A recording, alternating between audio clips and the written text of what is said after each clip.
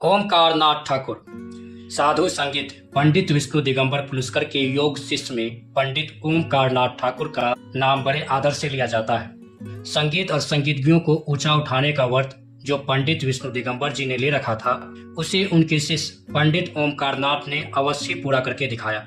कला और शास्त्र का सुंदर समन्वय बिरले संगीतज्ञों से ही मिलता है। कुछ कोटि के कलाकारों में शास्त्र के प्रति उपेक्षा और शास्त्रकारों में संगीत कला की अवहेलना देखी जा रही है। इसका परिणाम यह हुआ कि संगीत शास्त्र और कला के बीच दिन प्रतिदिन खाई बढ़ती गई। इस दिशा में पंडित ओमकार नाथ ठाकुर ने एक आदर्श स्थापित किया। पंडित ओमकार नाथ ठाकुर का जन्म 24 जून सन 1897 को तत्कालीन बड़ौदा रियासत के जहाज ग्राम में हुआ था। पिता का नाम पंडित गौरी शंकर ठाकुर और माता का नाम झवेरावा था। पंडित जी के बालकाल पारिवारिक कहल और आर्थिक संकटों से पीड़ित था। यहाँ तक कि माँ को मजदूरी करनी पड़ी और बालक ओमकार नाथ को मिल में काम करके या रामलीला में अभिनय करके परिवार की सहायता करनी पड़ी। पंडित जी का कंठ प्रारंभ से ही मधुर था। पाठशाला और रामलीला में जब भी पंडित जी कविता गान करते तो शिक्षक और श्रोताओं दोनों प्रभावित होते। बचपन से ही पंडित ओमकार नाथ ठाकुर को संगीत से बड़ा प्रेम था।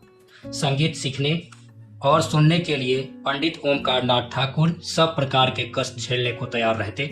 एक बार एक साधु संगीतज्ञ नर्मदा के पार पधारे। उनका गायन सुनने के लिए वे बड़े ललायित हुए। नर्मदा पार करने के लिए पैसा न होने के कारण उन्होंने तैर कर नर्मदा पार किया और गीले कपड़े पहने हुए गायन सुनने पहुंच गए। पिता की मृत्यु के बाद पंडित जी को अपने भविष्य की चिंता हुई। इसी बीच ठाकुर जी को सेठ सापुर जी, मंजीर जी, डुंगा जी को गायन सुनाने का अवसर प्राप्त हुआ।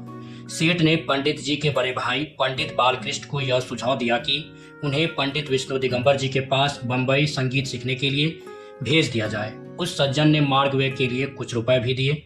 उनका यह सुझाव घर के लोगों ने मान लिया और उन्हें 13 वर्ष की अवस्था में पंडित विष्णु दिगंबर जी के पास संगीत सीखने के लिए भेज दिया। सिंगर बनने की महत्वाकांक्षा लिए वे मुंबई पहुंच गए। उस विद्यालय में निःशुल्क रहने व खाने पीने की अच्छी व्यवस्था थी, किंतु 9 वर्षों तक संगीत सीखने की शर्त थी। कुछ वर्षों के बाद कठियावाड़ की एक नाटक कंपनी बंबई आई। प्रबंधक ने पंडित जी का गायन सुनकर एक अच्छी तनख्वाह पर नाटक कंपनी में शामिल होने की इच्छा प्रकट की। तब पंडित जी के समक्ष एक कठिन समस्या उत्पन्न हुई। उनके भाई चाहते थे कि वे नौकरी कर ले और पंडित जी संगीत सीखते रहना चाहते थे। आखिर यह बात पंडित विष्णु दिगंबर तक पहुंची। उन्होंने उनके बड़े भाई से कहा कि आपने 9 वर्षों तक का वचन दिया, इस समय ले जाने पर आपको पिछले 3 वर्षों का खर्च देना पड़ेगा। इसे सुनकर पंडित जी के बड़े भाई ने अपनी धारणा बदल ली, क्योंकि उनके पास खर्च देने को पैसा नहीं था। अतः पंडित जी पुनः संगीत सीखने के लिए रुक गए। 6-7 वर्षों तक संगीत सीखने के बाद पंडित विष्णु दिगंबर जी ने उन्हें सन 1916 में गांधर्व महाविद्यालय का प्रिंसिपल बनाकर लाहौर भेज दिया। वहाँ उन्होंने बड़ी तत्परता से अपना उत्तरदायित्व निभाया। उस समय लाहौर भारत में था, अब पाकिस्तान में है। लगभग 9 वर्षों तक विद्यार्थी जीवन गुरुगृह में बिताने के बाद वे घर लौट आए। उस समय ब्रिटिश साम्राज्य के प्रति असहयोग आंदोलन में उन्होंने सक्रिय भाग लिया। जून 1922 में सूरत की इंदिरा देवी से उनकी शादी करा दी गई। अतः उनके ऊपर और अधिक जिम्मेदारी बढ़ गई। जलसों द्वारा प्राप्त धन कुटुंब के निर्वाह और शादी के कर्ज को चुकाने में अपर्याप्त था। अतः नेपाल महाराज से सम्मान और धन प्राप्त करने की आशा से वे नेपाल के लिए निकल पड़े। रास्ते में बड़ी कठिनाइयों का सामना करना पड़ा। 6 दिनों तक पैदल यात्रा करने के बाद वे नेपाल महाराज के पास पहुंचे। नेपाल नरेश उनके गायन से बड़े प्रभावित हुए और इनाम में 5000 रुपए दिए। उस समय 5000 एक बड़ी राशि थी। बाद में पंडित जी ने नेपाल की 3 बार यात्रा की और प्रत्येक बार सम्मान प्राप्त किया। नेपाल के अतिरिक्त उन्होंने Italy, France, Germany, Belgium, Switzerland और इंग्लैंड आदि देशों की यात्रा की। जहां भी गए भारतीय संगीत का मस्तक ऊंचा किया। इटली के बेनिटो मुसोलिनी ठाकुर जी के गायन से बड़े प्रभावित हुए। विदेश में ही अपनी पत्नी की मृत्यु का समाचार पाकर वे बड़ी दुखी हुए और स्वदेश लौटकर बंबई में रहने लगे। सन 1952 में भारत सरकार द्वारा अफगानिस्तान भेजे गए, जहां पर उन्होंने भारतीय सांस्कृतिक मंडल का नेतृत्व किया।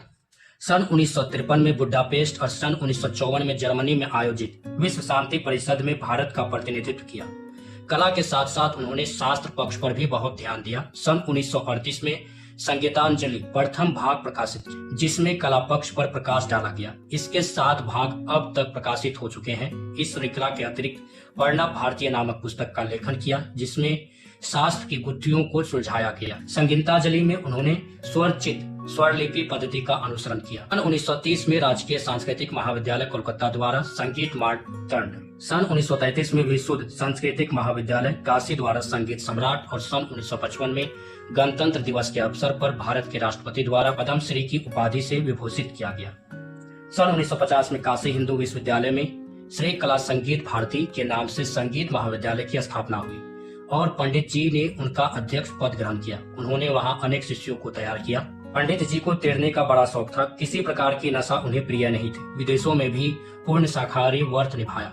सफाई उन्हें बहुत प्रिय थी, चाहे घर की सफाई हो या कला की तनिक अवहेलना उन्हें सहन नहीं थी। एक बार उन्हें गोंडल के महाराजा के यहाँ गाने के लिए निमंत्रित किया गया। कलाकारों के आसान श्रोताओं के आसन से नीचा था।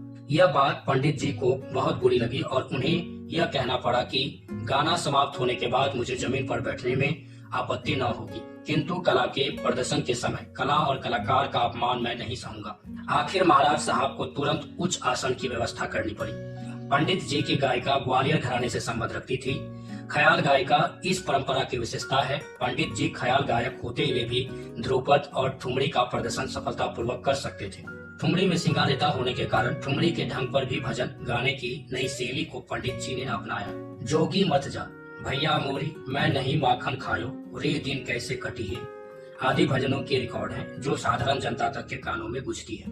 भजन के अतिरिक्त श्लोक गायन और वंदे मातरम का गायन वे बड़े अनूठे ढंग से गाते थे। उनके गायन में बहुत चोता सा रहता था। आवाज गंभीरता थी तो दूसरी और कोमलता थी। इसलिए एक और जहां वे बादलों की गरज, बिजली का कड़क, रौद्र का क्रोध दिखा सकते थे, तो दूसरी और कोमलता, भक्ति भाव, चपकालता, करुणा आदि का भाव कंठ द्वारा सहज ही व्यक्त कर सकते थे। अलापचारी का ढंग उन्हें हस्सू हद्दू खान के शिष्य ओलिया अहमद खान से प्राप्त किया। वे कभी कभी पंडित जी के यहाँ आकर रहते। पंडित जी की अलापचारी में रस और भाव की पूर्ण अभिव्यक्ति होती थी। बोल तानों में गीत और शब्दों के साथ विभिन्न प्रकार की लय और स्वर प्रयोग कानों को बड़ा भला मालूम पड़ता था। पंडित जी के अलाप बहलावा, तान, बोलतान, सरगम आदि पूरा समन्वय दिखाई देता था। इस प्रकार पंडित जी संगीत की सेवा करते करते 28 दिसंबर 1967 को थोड़ी सी अस्वस्थता के बाद स्वर्गलोक सिधार गए।